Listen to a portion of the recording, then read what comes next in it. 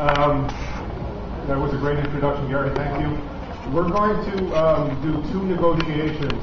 One where Eric represents beginning writers, such as you folks in the room who are starting off, and I'm going to represent, or I'm going to pretend I'm the what's called the business affairs person at the studio. This is the person who's employed by the studio to negotiate on the studio's behalf with whatever piece of talent the studio wants to make a deal with. In this case, you, the writer. And then we're going to switch roles, and I'm going to represent a very experienced writer who also wants to start directing his own work, and Eric will represent the studio executive. I need a volunteer, but it won't be very painful. Okay. What's your name? Sherry Moore.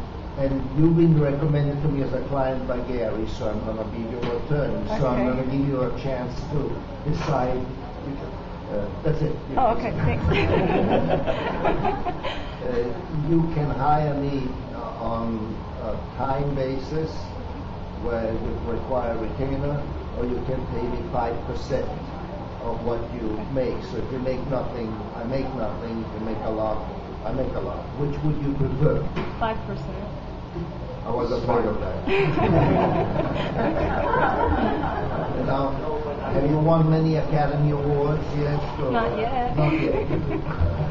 And your script, is it a comedy? It's a fantasy. But it's a superhero. It's original. I've got a trilogy. All the way through the trilogy, I have 6 characters. Thank you. You're welcome. Now, as I understand, your studio wants to make a deal with my client. You want to have lunch or dinner, or come to my office, or come to your office?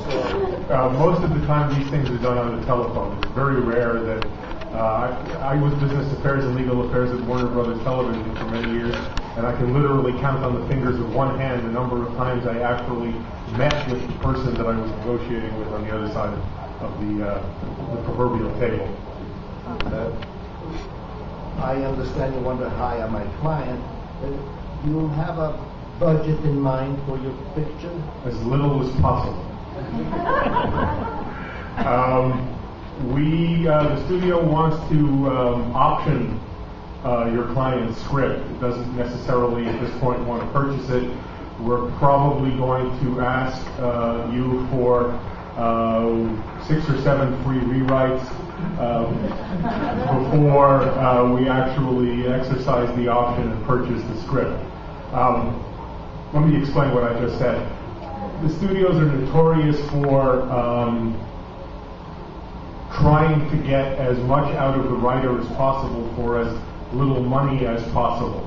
So that technically or formally speaking, the Writers Guild requires that if the writer is asked to do a rewrite or a polish, that the writer is paid.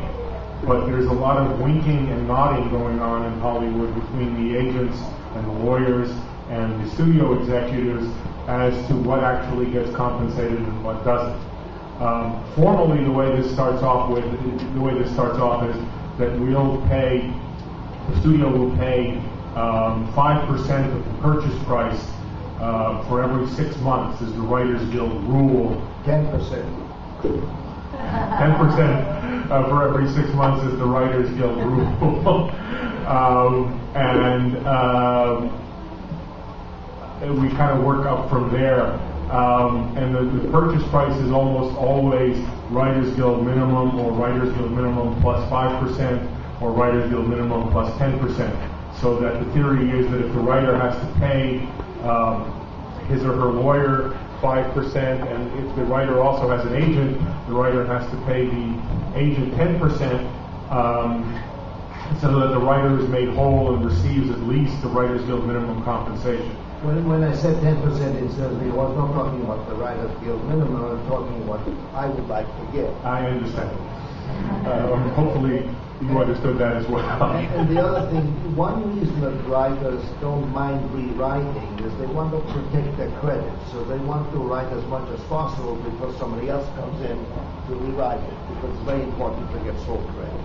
You understand that in addition to the basic minimum compensation set forth in the Guild for an original screenplay or an adapted screenplay. There's two different numbers for that. Writers get paid additional monies based on what credit they get. If they get the gold ring, that's the written by credit, and no other writer gets credited, then all of the bonuses and royalties and residuals that get paid to the writer will get paid 100% to the sole writer who got the sole credit. If, on the other hand, the writer has to share credit with one or more other writers, then that compensation is reduced by half or even by more than half sometimes. And I was just talking to Paul. The Writers Guild determines who is entitled to credit. That's one of the great functions that they perform. And the studio puts out a tentative notice of credits, and then the Guild disseminates that to the writers, and then each writer who doesn't like it, whichever who don't get its share, puts out their own argument with their lawyer's help or somebody else's help, showing why they deserve full credit, why they created most of the scenes, most of the characters, and so on. But I had an interesting experience. I had a writer who wrote Turbulence. It was his second script.